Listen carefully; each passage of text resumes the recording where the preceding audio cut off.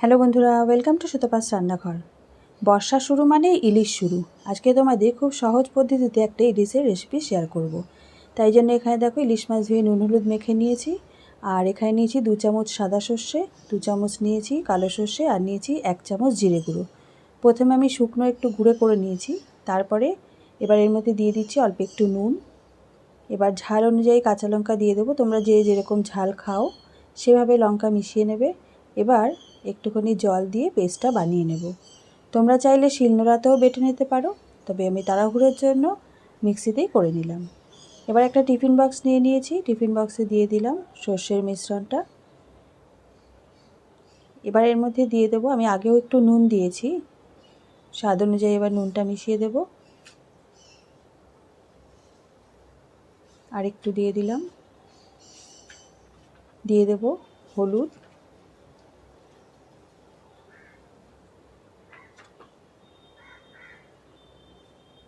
এবার দিয়ে দেব সর্ষের তেল।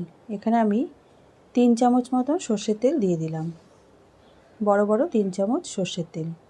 এবার খুব ভালো করে মিশ্রণটা মাখিয়ে নেব। তারপরে মাছগুলোকে দিয়ে মাখিয়ে আমি আধ ঘন্টা এটা ম্যারিনেট হতে দেব। তারপরে ভাপে করতে বসাবো। অনেকের সর্ষে খেতে প্রবলেম হয়, তারা কিন্তু এই রেসিপিটা ট্রাই করে দেখতে পারো। ভালো করে এবার মাছগুলো এপিট ওপিট মাখিয়ে নিচ্ছি।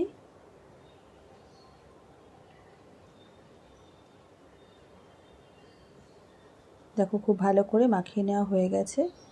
এবার ওপর থেকে কয়েকটা চেরা কাঁচা লঙ্কা আমি দিয়ে দিচ্ছি। এবার টিফিন বক্সটা বন্ধ করে এটা আমি আধ ঘন্টার জন্য রেখে দেব।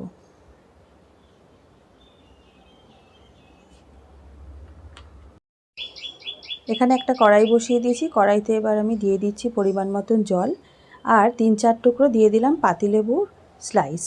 এটা কেন দিলাম বন্ধুরা, এটা দিয়ে নিলে দেখবে জল ফুটে জলের একটা দাগ পড়ে যায় কড়াইতে, এটা দিলে কিন্তু একদমই সেই দাগটা পড়বে না। তো এবার টিফিন বক্সটা বসিয়ে একটা ভারী দিস্তাটা দিয়ে দিলাম। যদিও এটা থাকবে না, খানিকক্ষণ পর আমি তুলে দেব। তারপরে চাপা ঢাকা দিয়ে দেবো। আর ঢাকনার মধ্যে একটা ছিদ্র আছে, তার মধ্যে আমি একটা সরু কাঁচা লঙ্কা আটকে দিলাম। এবার হাই ফ্লেমে 5 মিনিট হতে দেব। তারপরে আঁচটা কমিয়ে দেব 15 মিনিটের জন্য। টোটাল 20 মিনিট রেখে আমি আঁচটা বন্ধ করে দেব। তারপরে 5 মিনিট বসিয়ে রেখেছি, দেখো এবার নামিয়ে নেব। তো বন্ধুরা দেখো, আমি টিফিন বক্সটা উঠিয়েও তোমাদের দেখাচ্ছি।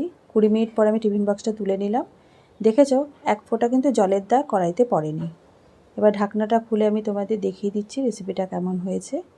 তো দেখো ইলিশ ভাপা একদম রেডি। গরম ভাতে জাস্ট সার্ভ করে দাও। আশা করি আজকের রেসিপিটা ভালো লেগেছে। দেখা হবে আগামী পর্বে নতুন একটি রেসিপির সাথে। তোমরা ভালো থেকো, সুস্থ থেকো। ধন্যবাদ।